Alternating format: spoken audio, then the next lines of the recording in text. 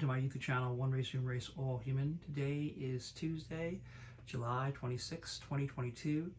One of the things that the Democratic Party needs to do over and over again is remind the American public that inflation occurs when there's not enough supply. And one reason why there's not enough supply is because of what? Because of COVID-19, because of what's happening in Ukraine. And that's important to remind the American public of that. But the economy has bounced back. Things are getting better and better in many areas. Now gas and food, that's a problem, all right? But that's a supply chain problem, and that's COVID-19 problem. That's not the Democrats who created that. We're not going to be in a recession, in my view. The employment rate is still one of the lowest we've had in history. It's in the 3.6 area. We still find ourselves with people investing. My hope is we go from this rapid growth to steady growth. And we'll see some coming down. But I don't think we're going to, God willing, I don't think we're going to see a recession. The president doesn't think there'll be a recession, but Walmart may disagree. The retail giant cut its quarterly and full-year profit guidance yesterday, saying inflation is causing shoppers to spend more on necessities such as food and less on items like clothing and electronics. The company adjusted its earnings per share to drop as much as 13%. Joining us now, co-anchor of CNBC's Squawk Box, Andrew Ross Sorkin. Thanks for being here, my friend. We're having mixed messages by the day, whether it's from companies or banking executives, the White House. No one seems to be able to agree whether we're heading into a recession or not, or frankly, what a recession even means. Well, let's notice he didn't tell us this time what the quarterly report was in the past and the billions and billions and billions of dollars of profit that Walmart has made, right, in the past. And the other corporations also, the main ones, all right? So you're not going to make as much money, okay?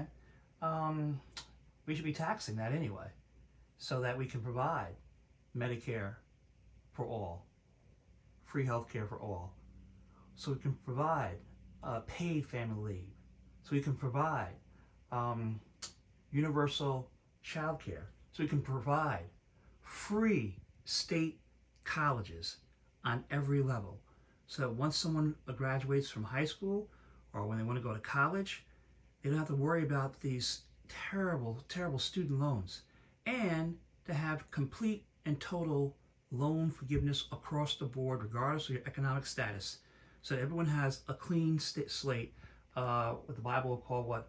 A day of jubilee, right? Day of jubilee.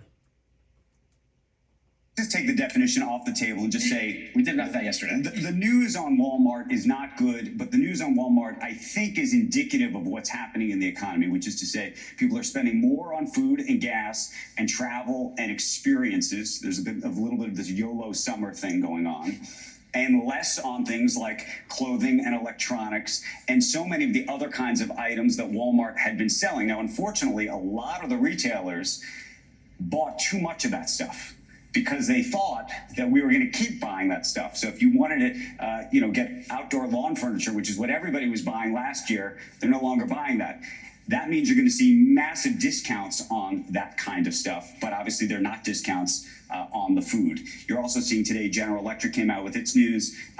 That's a problem. Again, supply chain, Ukraine, you're seeing that. But then on the flip side, McDonald's, interestingly enough, doing quite well. Why is McDonald's doing quite well?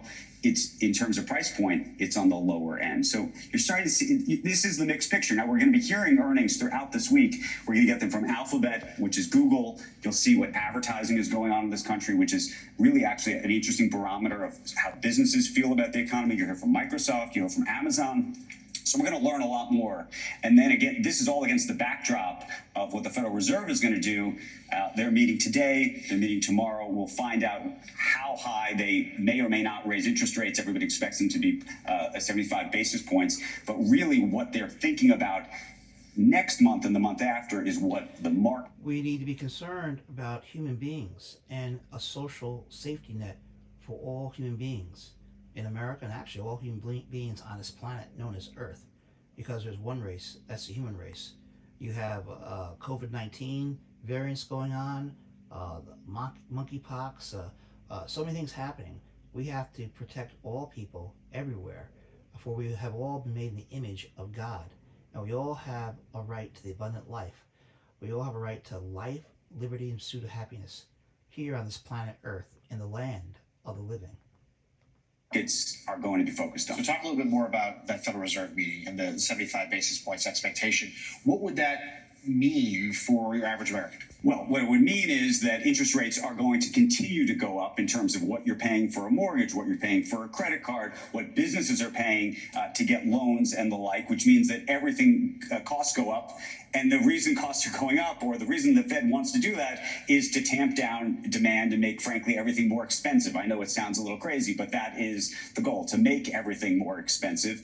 And the question mark on these earnings is going to be, if you start to see the Walmarts and the like and others have challenges and problems, and by the way, bring their own prices down, right, on clothing, on electronics, all the stuff that people aren't buying, that can do a little bit of work for the Fed, meaning the Fed may not have to raise interest rates as much. So there's a sort of very strange, perverse balancing act that's going on where people are looking to figure out, if the results are bad enough, the Fed doesn't have to try to put its foot down on the neck of the economy as much. And whether they do or don't is the big question. For those listening on the radio, Andrew did indeed pantomime putting his foot down on the neck of the economy, at least. Yes. So President Biden, does he have that much of a choice in how much strength he projects when it comes to the economy? Because if he is, a recession's likely, that's not going to be good. Right. But then again, at the same time, is it disingenuous to say that, let's move the goalpost on what exactly is a recession these days? Well, look, I'm not going to disagree with the president, nor with Brian Deese, who we talked to yesterday, who said this environment is so very different than historical recessions. That part is true. The idea that we have unemployment at 3.5% basically in this country, we don't normally see that. So that is different. Whether he should be running around saying, we're having a terrible recession and the world's miserable, I don't think that you'd ever see a president do that. So I'll cut him slack there. Having said that, I don't think you necessarily want to change the goalposts either. And by the way, we won't know. Meaning it's a technical analysis that'll go on and it'll happen 6 months from now as to whether we really are in a recession or not. It's always a backward-looking event. By the way, one potential cure for a family out there, Mega Millions. The top prize has surged to $810 million for tonight's drawing, up from an earlier estimated $790 million, after no ticket matched all 6 numbers pulled on Friday. The cash option, which most winners choose, is just over $470 million. What would be your first purchase? My first purchase? You would say everything. Everything. Okay. I don't even know. I mean, I love that game. Do you guys play the game? Right. You think about what you'd get and da da da da. We don't have a very good answer for someone who plays the game. I buy a lot of real estate. You buy a lot of real estate? Oceanfront, get a ski chalet. Think how many Real copies estate. of this book. Oh my goodness. $70 million. What a day to say it. The Big Lie. On sale today. On sale today. On Amazon.com and BarnesandNoble.com and everywhere else. Yes, it's a lot cheaper than $470 million. So What are you charging for the $32.95, $29.95? What's the price point? There are release date discounts that everyone can take advantage of. $29.99. However, I imagine what's The Kindle version is probably less. It is, and the answer is, what's it worth? Priceless. Up next, There you go. one former Look at this guy. Republican who is now advising the MasterCard DNC, ad. has a message for Democrats. It's my first book. I'm pretty good at this. Quote, stop criticizing Biden. We're going to hear that argument next. And thank you for being on my YouTube channel, One Race, Human Race, All Human. The biggest lie, the original big lie, is that people of color are inferior, right? And that's over 400 year, well, even more than 400 year old a lie, right? And they use that lie in order to get free labor out of people of color, African Americans, also a free family way activity, which intermingled fellow human beings. That's why sometimes when you do these hereditary tests and it says other, that's a brother or a sister, right? There's one race, the human race, and we're all mixed. If you're African American, you probably have African in you, you have Native American in you, and you have European white people in you, right? Because that's what slavery did. The slave master slept with the black woman and had children. All right, and also the slave master's wife did the same type of thing, right? And white women in general did that also with their slaves. So there's always been an intermixing of human beings, especially in America, and then many people many African Americans who look like they're white. Check out the Reverend Congressman Adam Clayton Powell Jr., right? First African American congressman from New York State. He looks white as snow, all right, white as snow, but he led the desegregation of Harlem in the 1930s. So what I'm saying is that the African American community, they look like they're white, they look like they're black, they look like they're Asian, they look like they're Latino, they look everything, all right, the whole spectrum of the range of the rainbow is found in the African American human beings. So there's one race. It's the human race, and that big lie is just a lie. But they use a Southern strategy. Look that up, please. Look it up. Google it. To get white people to vote against their own self-interests, economic self-interests. Read or listen to on YouTube Dr. King's March 25th, 1965 Montgomery voting rights speech, where he quotes that. He says, in the 19th century, blacks and whites used to vote together. Remember the 15th Amendment? Constitution gave African American men the right to vote for a short period of time. They took it away. Well, black men and white men used to get together in meetings and then vote together. They didn't care about the color of someone's skin. They voted economics. Then they brought in Jim Crow, segregation, to stop that kind of thing, right? So my point is, and they've used that even to this day, where you have people who are white voting against their own economic interests. Everyone needs food in their stomach, clothes on the back, shelter over the head, shoes on the feet, excellent education, free health care. If you have Social Security, thank a Democrat. If you have Medicare, thank a Democrat. If you have any type of family, thank a Democrat.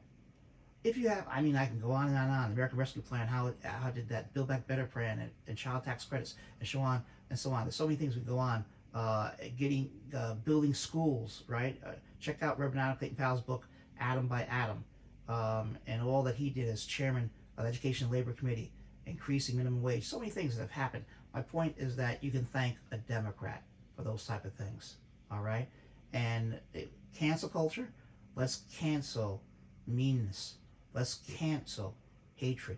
Let's cancel poverty. Let's cancel militarism. Let's cancel war. Let's cancel racism and sexism, all the other isms. Oh yeah, and let's lift up love and kindness and gratitude and helpfulness and making this world what it can be and should be, a better place for all people everywhere. One race, human race. We are all human.